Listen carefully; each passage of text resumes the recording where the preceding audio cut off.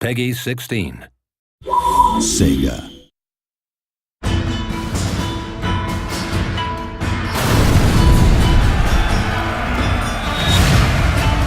Set during the 19th century, The Fall of the Samurai offers a largely different gaming experience to the original Total War Shogun 2. It's full of explosives, pyrotechnics. It's got lots of fun new units like torpedo ships and Gatling guns. Ships explode left and right, get armor-penetrating shells. We have this huge clash between the modern and the traditional. Effectively, this is a war for the soul of Japan in the modern world.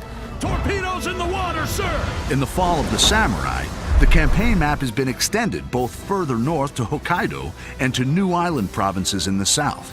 Ultimately, at the end of the Boshin War, the shogunate forces were chased by the imperial forces into Hokkaido, forming the Izo Republic, which was kind of the last stand of the shogunate forces. The campaign map has been reimagined to reflect the new time period, with steam railways making their first appearance in a Total War game.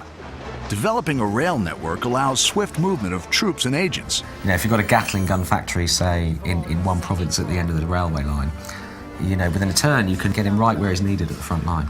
But be wary of enemies sabotaging or blockading your stations. My favourite agent, really, I think, is the foreign veteran agent. So that's kind of an American or British or French foreign veteran that you bring in to improve the recruitment of your troops, kind of drill your troops, train them more effectively. And they can also challenge other agents to single combat. Well, I will defend my honor. The American, British, and French nations play an important part in the struggle for victory. Japan was rich in natural resources and obviously trade opportunity. The Americans were very keen on tapping this potential. You know, a bunch of Americans turn up and say, you will trade with us, and back it up with some gunboats.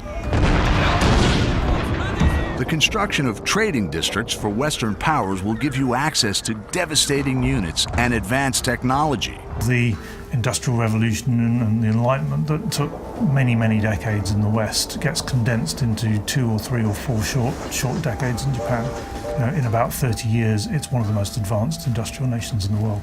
Instead of having to rely on expert swordsmen and people who you have very few of, you can train anybody to fire a Gatling gun. But the cost of modernization is great. You know, modernization means mechanized factories. It means the breakdown of traditional social values and social connections. Industrial development can breed discontent in the people and reduces the effectiveness of traditional weapons and units, such as samurai. A lot of people became more and more angry with what they saw as increasing foreign domination. If modernization, unhappiness becomes too much of a big issue, a region can suffer a samurai rebellion, which was something that actually happened in the 1870s, where a bunch of disgruntled samurai decided that all this westernization was no good and rose up against their masters, which I thought was quite nice.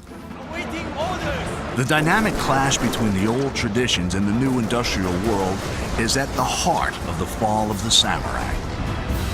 Like all Total War games, there's no wrong path to victory. Make your own choices, build your legacy, triumph, and dominate Japan.